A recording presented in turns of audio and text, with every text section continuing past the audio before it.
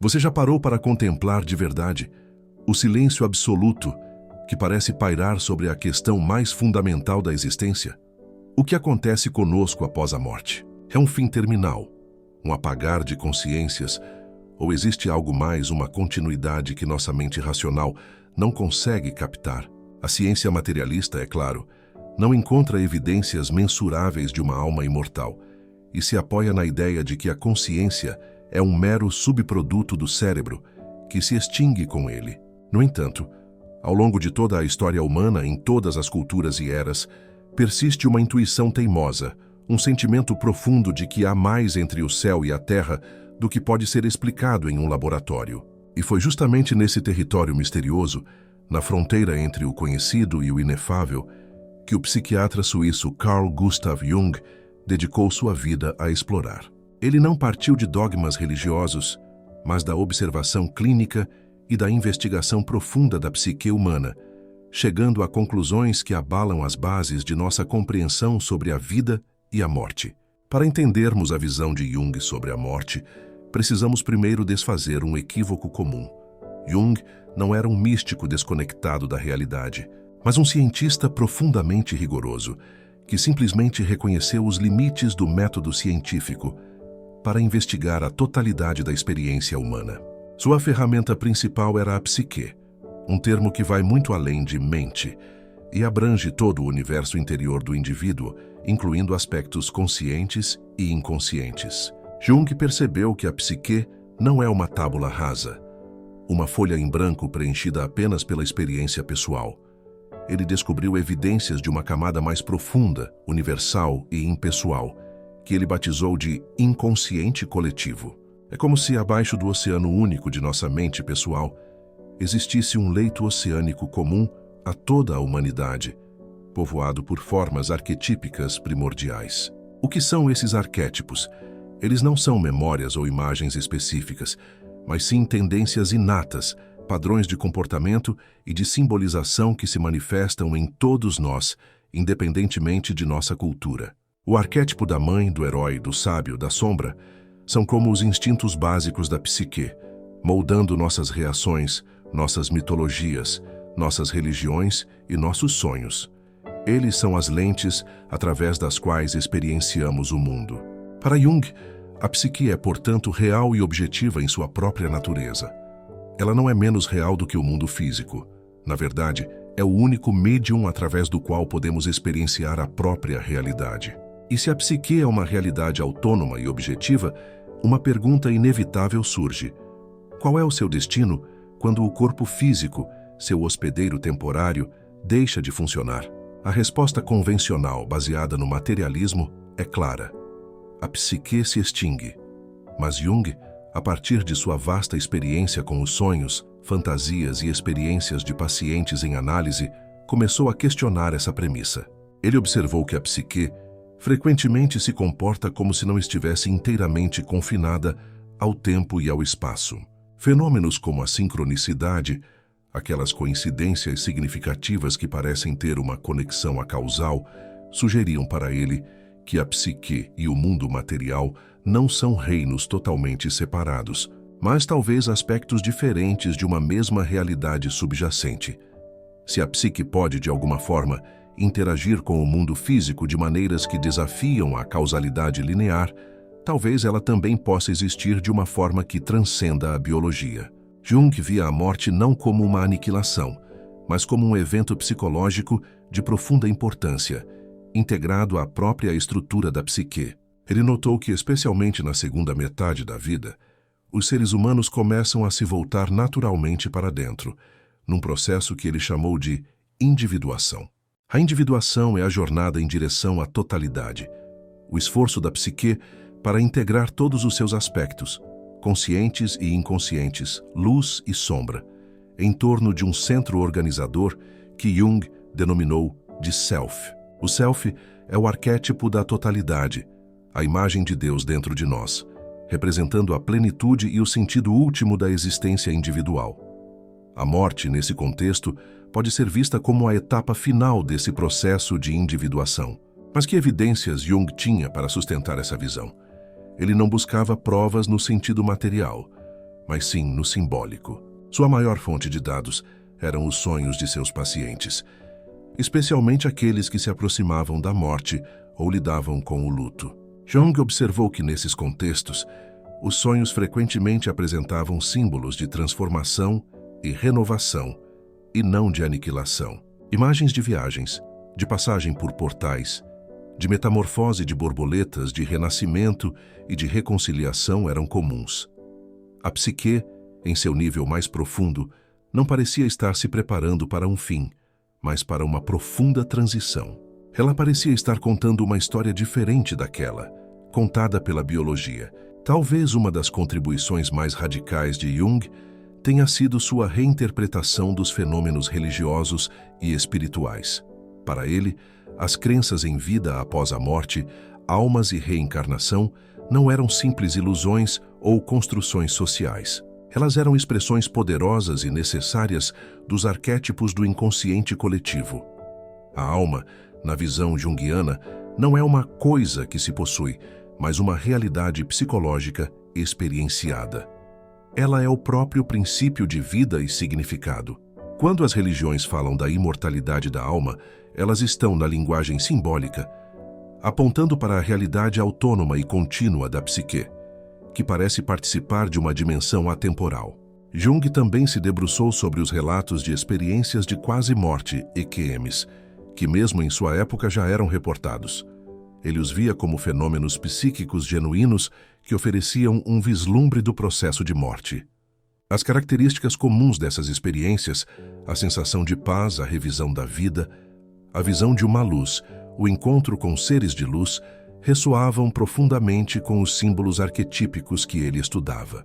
Para Jung, isso não provava a vida após a morte no sentido literal, mas indicava que a psique humana possui um programa intrínseco, um roteiro arquetípico para a transição da morte que é ativado quando o cérebro está sob extremo estresse.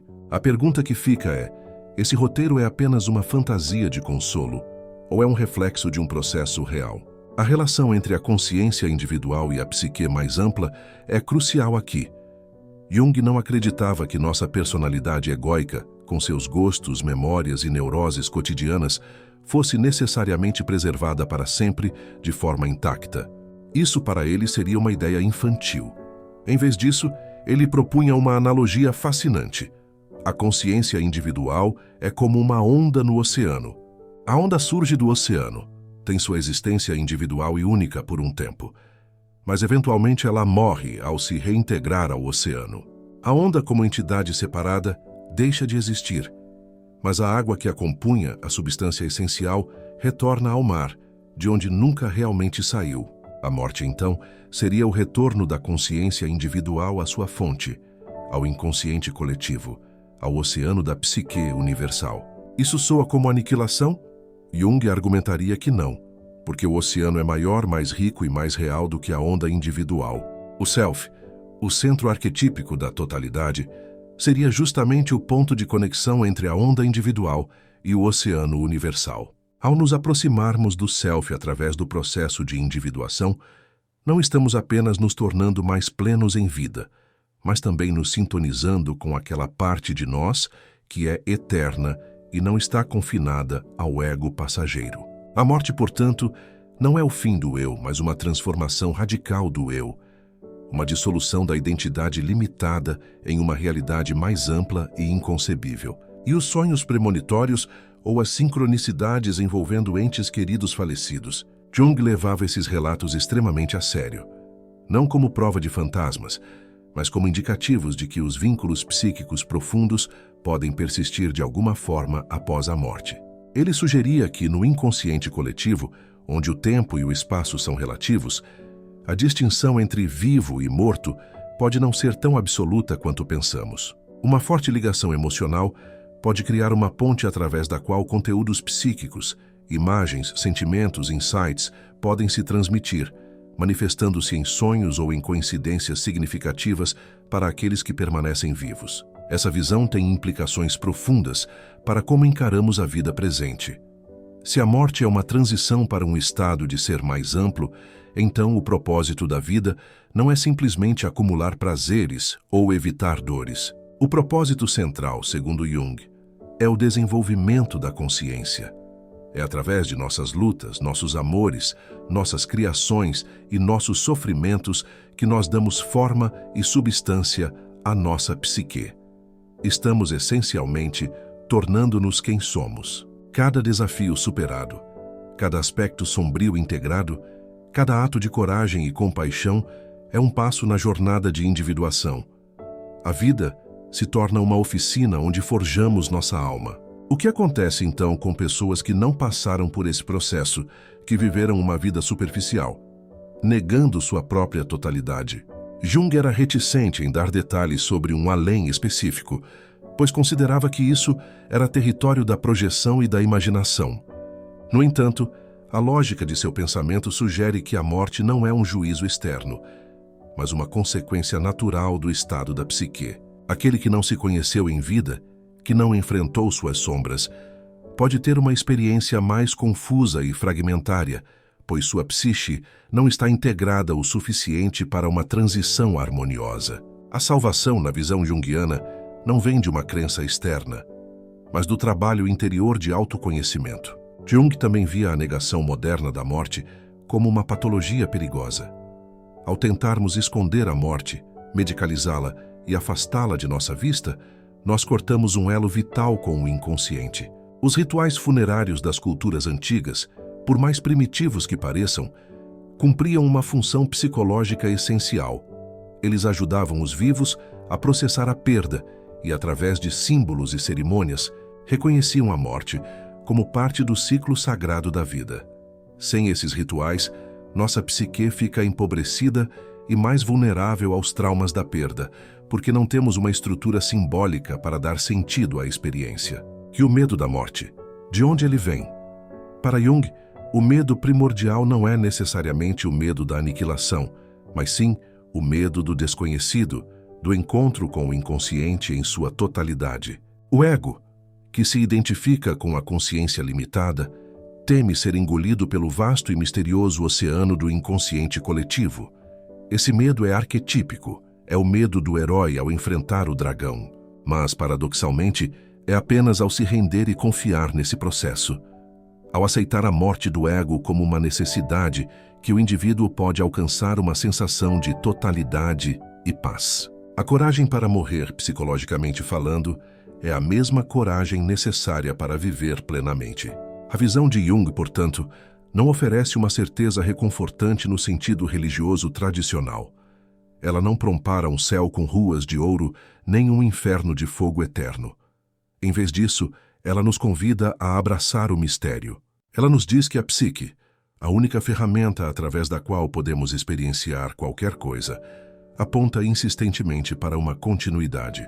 A morte deixa de ser um ponto final assustador e se torna uma vírgula, uma pausa em uma sentença cujo significado completo nós, em nossa condição limitada, não podemos ler, mas podemos intuir profundamente.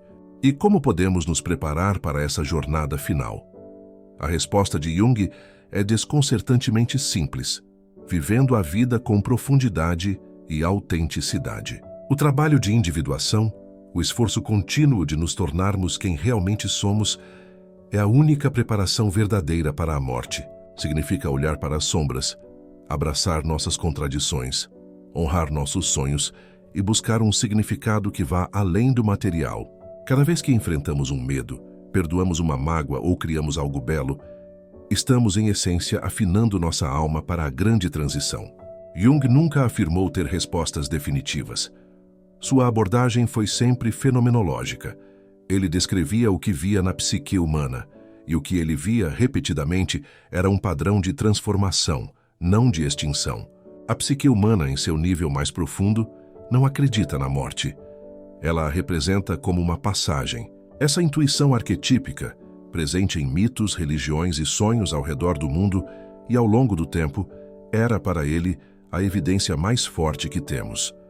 A alma, como realidade psicológica, simplesmente não comporta a ideia de seu próprio fim. Portanto, quando Jung fala que você não morre de verdade, ele não está se referindo ao seu ego, à sua persona, à sua identidade passageira. Ele está se referindo à essência mais profunda do seu ser, aquele núcleo indestrutível que está em contato com o self e com o inconsciente coletivo. É a parte de você que já existia antes de você nascer, no reino dos arquétipos e das potencialidades, e que retornará para lá, enriquecida pela experiência única de ter sido um indivíduo consciente. A vida é o sonho que a alma tem, enquanto está vestida com um corpo. Essa perspectiva nos liberta da angústia existencial puramente materialista. Ela não nega a dor da perda, a saudade ou a tristeza natural da despedida. Esses sentimentos são humanos e necessários, mas ela oferece um pano de fundo de significado que pode transformar essa dor em algo mais profundo. A morte de um ente querido não é necessariamente o fim do relacionamento, mas uma mudança na sua natureza. O vínculo psíquico permanece, e o amor, que é uma das forças mais poderosas da psique, pode transcender a barreira aparente da morte. Em seus próprios escritos autobiográficos, Jung expressou uma serena confiança no que viria a seguir. Ele não tinha medo, mas uma curiosidade reverente. Ele via a morte como um retorno ao lar, após uma longa e árdua viagem. Essa atitude não era uma negação da vida, mas sua culminação. Quem viveu plenamente, quem explorou os recantos de sua própria alma, pode encarar o fim do corpo com uma tranquilidade que parece incompreensível para aqueles que permanecem na superfície da existência. Em última análise, a questão "o que acontece após a morte" pode ser a pergunta errada. A pergunta certa, sugerida pela obra de Jung, talvez seja: o que a morte significa para a alma? E a resposta que emerge é que a morte é um processo de liberação e integração. É o momento em que a consciência individual, após uma vida de esforço e crescimento, se funde de volta com a fonte de todo o ser, levando consigo os frutos de sua jornada única. É o fechamento de um ciclo necessário para a abertura de outro, cuja natureza nós só podemos vislumbrar em símbolos e intuições. Portanto, a imortalidade que Jung propõe não é uma perpetuidade do ego, mas uma participação na eternidade do self. É uma imortalidade qualitativa, não quantitativa. Não se trata de viver para sempre no tempo, mas de participar de uma dimensão onde o tempo, como o conhecemos, não se aplica. É como uma melodia que, após ser tocada, não desaparece, mas se reintegra à harmonia universal da qual fez parte, alterando-a para sempre de forma sutil e significativa. Essa visão também resgata a sacralidade da existência. Se a vida é o campo de treinamento para a alma, então cada momento, por mais mundano que pareça, tem um potencial sagrado. Uma conversa, um pôr do sol, um momento de aprendizado, uma dificuldade superada. Tudo isso são nutrientes para a psique em seu caminho rumo à totalidade. A vida deixa de ser um acidente sem sentido em um universo indiferente e se torna uma missão cósmica de desenvolvimento da consciência. Ao final dessa exploração, não saímos com uma prova científica da vida após a morte. Isso seria contra a própria natureza do mistério. Mas saímos com algo talvez mais valioso, uma estrutura de significado que nos permite viver e morrer com mais coragem, integridade e paz. A obra de Jung não entrega respostas prontas, mas nos oferece uma bússola para navegar pelo território desconhecido de nossa própria interioridade, onde as únicas respostas que realmente importam são aquelas que descobrimos por nós mesmos. E o que isso significa para você, hoje e agora, enquanto vive sua vida? Significa que a busca por autoconhecimento não é um luxo ou um hobby para tempos ociosos. É a tarefa mais urgente e importante da sua existência. É o que dá peso e valor à sua jornada. Ignorar essa chamada interior é adiar a preparação para a única viagem certa que todos nós faremos. É viver uma vida adormecida para então enfrentar a morte ainda mais adormecido. Comece por onde você está. Preste atenção aos seus sonhos. Eles são a via régia de acesso ao inconsciente, uma janela direta para a linguagem da alma. Anote-os, reflita sobre eles. Não os descarte como nonsense. Eles contêm mensagens do self, orientações sobre o que precisa ser integrado, curado ou desenvolvido em você. Eles são mapas do seu território interior. Olhe para suas repetições, seus padrões de comportamento que causam sofrimento, suas projeções, quando você vê nos outros o que se recusa a ver em si mesmo. Essa é a sua sombra, e integrá-la é um dos trabalhos mais importantes da individuação. Não se trata de se tornar uma pessoa perfeita, mas de se tornar uma pessoa inteira, aceitando até mesmo suas partes mais escuras e contraditórias. Busque os símbolos que ressoam com você, na arte, na natureza, na religião, na mitologia. Quais histórias e imagens tocam seu coração e sua alma? Elas são pistas sobre os arquétipos que estão ativos em sua psique, guiando seu caminho em direção à totalidade. A alma fala através de símbolos, e aprender sua linguagem é como aprender a ler o próprio universo. Pratique a reflexão. Reserve um tempo em silêncio, longe do ruído do mundo exterior. Meditação, journaling, simplesmente ficar consigo mesmo. É nesse silêncio que a voz sutil da alma pode ser ouvida. É no espaço interior que o self pode se manifestar. A correria da vida moderna é o maior inimigo da vida interior. E é preciso fazer um esforço consciente para criar esse espaço sagrado. Entenda que a jornada é pessoal e intransferível. Ninguém pode fazer o seu trabalho de individuação por você. Terapeutas, guias e livros podem apontar o caminho, mas a caminhada é sua. Assuma a responsabilidade por sua própria psique. Você é o herói ou a heroína da sua própria jornada mitológica. E cada desafio que você enfrenta é um encontro com o dragão que guarda um tesouro. O tesouro do seu self mais profundo. Lembre-se, o objetivo não é a perfeição, mas a completude. Você vai tropeçar, vai falhar, vai se confrontar com aspectos de si mesmo que são dolorosos. Isso é parte do processo. A individuação não é uma linha reta ascendente, mas uma espiral, onde revisitamos os mesmos temas em níveis cada vez mais profundos de compreensão. Tenha compaixão por si mesmo ao longo do caminho. Ao viver dessa forma, você não está apenas se tornando uma pessoa melhor. Você está literalmente participando da grande obra alquímica da psique.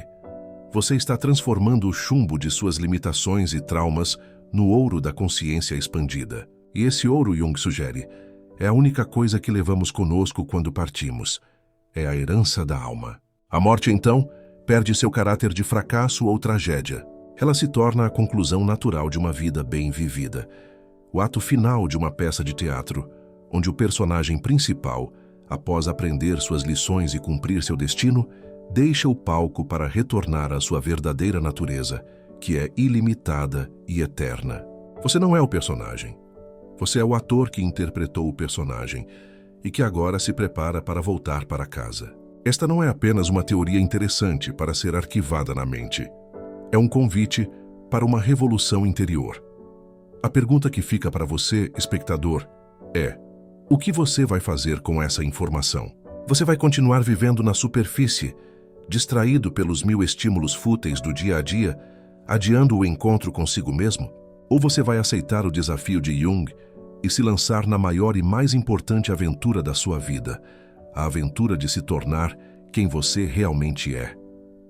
A hora de começar é agora. Pegue um caderno, anote um sonho, reflita sobre um padrão que se repete. Faça uma pergunta ao seu inconsciente antes de dormir. O primeiro passo é o mais importante. A jornada de 1000 milhas começa com um único passo. Dê esse passo hoje. Sua alma aguarda por você.